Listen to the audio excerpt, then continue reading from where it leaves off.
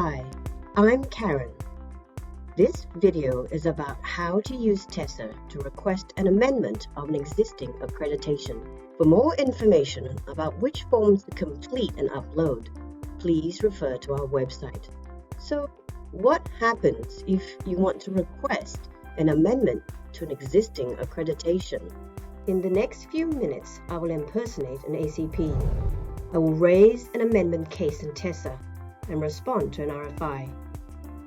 Once my amendment case has been assessed and approved, I will then be able to look at the changed accreditation in TESA and on the public accreditation list, as well as use my amended accreditation to raise other cases, such as registering certificates. Please note that IPART may sometimes raise an amendment case on behalf of your organization, for example, as a result of an audit. Let's log into TESA and get started. I've logged in as an ACP user and I have arrived on the landing page. Let's raise a case to apply for an amendment. My organization name, organization ID, and my name have been filled in automatically. The mandatory fields are indicated here in red, or with the red asterisks. Please note that only your company's signatory can submit this form. First, let's select the accreditation you wish to request an amendment to. The accreditation name and scheme will be filled in automatically. If I've chosen the wrong accreditation, I can click delete and reselect another one. Select the main amendment type. Then type in a description of the amendment needed. Type in a description of the reason for the change and any other supporting information. Please read through the signatory acknowledgement text and click the checkbox. I will now attach supporting documents by clicking the Add Attachments button. Browse and select your files. You can select one document at a time, or by holding the Shift key and clicking on the other documents. I can select multiple and click Open. I then need to click the Documents to Submission checkbox. This will move the documents to the External Documents table here. I now need to add a document type to each of my attachments. I do this by clicking on the Edit row. Select a document type from the drop-down list.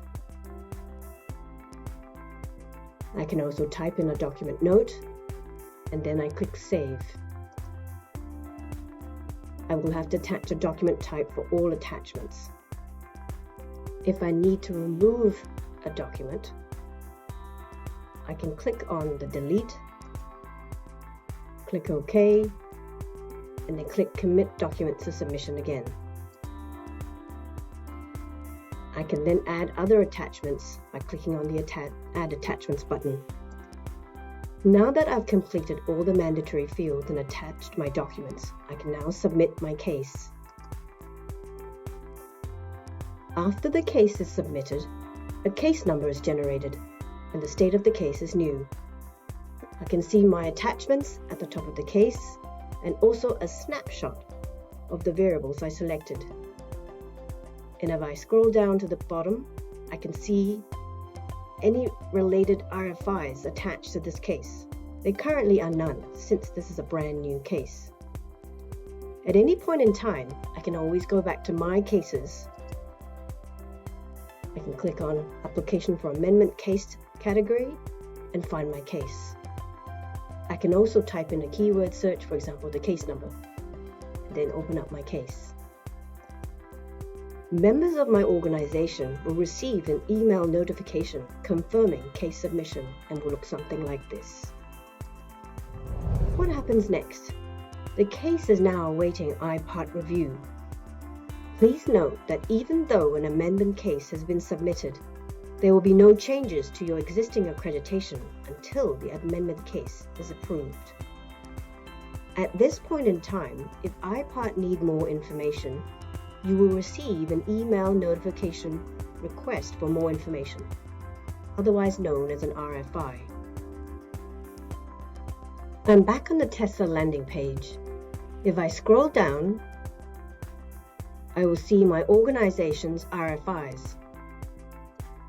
All these are requests from IPART for more information and are still pending my response. I can click on the case number to view the case details, or I can click on the RFI number to respond. So for now, let's click on the RFI number. I can click on the attachments to download any attachments. Depending on your browser, you can click on that to open. I can review the instructions from IPART. I can type in my response and attach any new documents by clicking on the paperclip. I then need to click the Commit Document to Submission checkbox. And as before, I need to add a document type. By clicking Edit Row, I can select the relevant document type, add a document note, and click Save. If I need to delete an attachment, I'll first need to go to Edit Attachments, remove my attachment, and then click Commit Document to Submission. If I am not ready to submit my response yet, I can click the Save button to save my progress and come back at a later time. I can then go back to the RFIs and click on the RFI number. This time, I'll submit my response.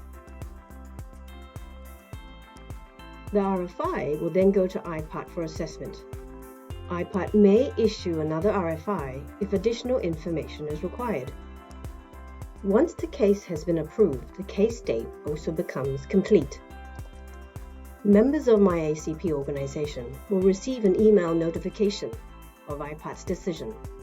I can view any relevant documentation provided by IPART on the case by clicking My Cases and clicking on Your Case. You'll be able to see any letters or attachments. The updated accreditation details will be visible on the My Accreditations widget. The changes will also be in the published list of ACPs and accreditations. Let's recap. I have submitted a case for an amendment to my existing accreditation. I have responded to an RFI, and once approved, I can view the updated accreditation in TESA. I can now use the updated accreditation to raise other cases, such as registering certificates.